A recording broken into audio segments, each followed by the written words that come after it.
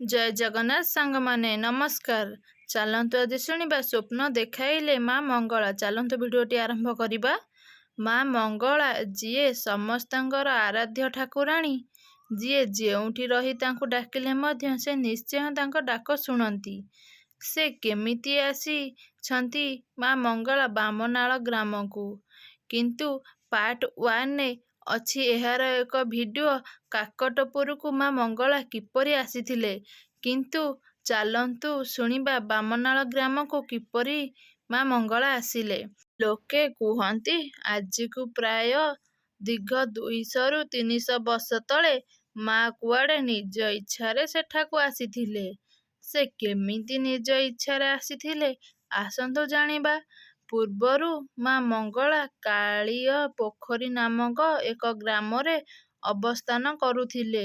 ଦିନେ ଏହି ବାମନାଳ ଗ୍ରାମର ବଡ଼ ପୂଜାରୀଙ୍କୁ ସ୍ୱପ୍ନ ଦେଶ ଦେଲେ ଯେ ମୁଁ କାଳିଅ ପୋଖରୀରେ ମୁଁ ବୁଡ଼ିକି ଅଛି। ମୋ ଉପରେ ଏକ ମନ୍ଦାର ଫୁଲ ଭାସୁଛି।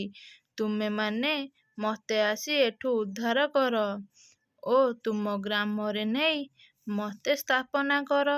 ତାପରେ ଗ୍ରାମବାସୀମାନେ ଏକଜୁଟ ହୋଇ ଶଗଡ଼ ବଳଦ ନେଇ ସେହି ଗ୍ରାମକୁ ଗଲେ।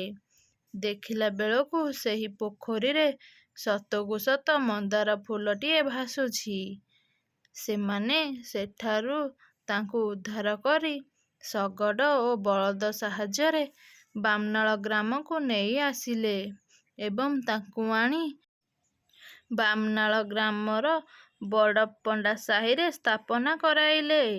କିଛି ଦିନ ପରେ ପୁନର୍ବାର ବଡ଼ପଣ୍ଡାକୁ ମା ସ୍ୱପ୍ନ ଦେଶ ଦେଲେ ଏବଂ କହିଲେ ମୁଁ ଏଠାରେ ରହିବି ନାହିଁ। ମୁଁ ଶ୍ମଶାନର ପଶ୍ଚିମରେ ରହିବି, ପୂର୍ବକୁ ମୁହଁ କରିକି ରହିବି। ତାପରେ ଗ୍ରାମବାସୀମାନେ ଏକାଠି ହୋଇ ମାଙ୍କୁ ସ୍ଥାନାନ୍ତରିତ କରିଥିଲେ କିନ୍ତୁ ତାଙ୍କର ସିଂହ ବାହନକୁ ସେଠାରେ ସ୍ଥାପନା କରିଥିଲେ। ପ୍ରଥମେ ଏଠାକୁ ଆସି ମା ମାଟି ଘରେ ସ୍ଥାପନା ହୋଇଥିଲେ। ଏଇଠାରେ ମାଙ୍କର ସମସ୍ତ ପ୍ରକାରର ନୀତିକାନ୍ତି କରାଗଲା। ମାଙ୍କର ଅପାର କରୁଣାରୁ ସମସ୍ତ ଗ୍ରାମବାସୀଙ୍କର ମଙ୍ଗଳ ହୁଏ। ସମସ୍ତ ଗ୍ରାମବାସୀ ମାନଙ୍କର ମନରେ ସ୍ନେହ ଶ୍ରଦ୍ଧା ଥିବାରୁ ସମସ୍ତେ ମନ୍ଦିର ନିର୍ମାଣ କରିବା ପାଇଁ ସ୍ଥିର କଲେ ଏବଂ ପରେ ପରେ ସମସ୍ତଙ୍କର ସହମତି ଯୋଗେ ସୁନ୍ଦର ମନ୍ଦିରଟିଏ ତୋଳାଗଲା। ଏବେ ବି ସେହିଭଳି ସବୁ ନୀତିକାନ୍ତି ଚାଲିଛି।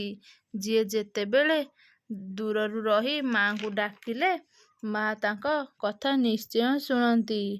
ଜୟ ମା ମଙ୍ଗଳା। ଏହି ଷ୍ଟୋରିଟି ଆପଣମାନଙ୍କୁ ଯଦି ଭଲ ଲାଗିଥାଏ ସାଙ୍ଗମାନେ please like and share and subscribe କରିବେ। କମେଣ୍ଟରେ ଲେଖିବାକୁ ଭୁଲିବେନି। ଜୟ ମା ମଙ୍ଗଳା। ଜୟ ଜଗନ୍ନାଥ।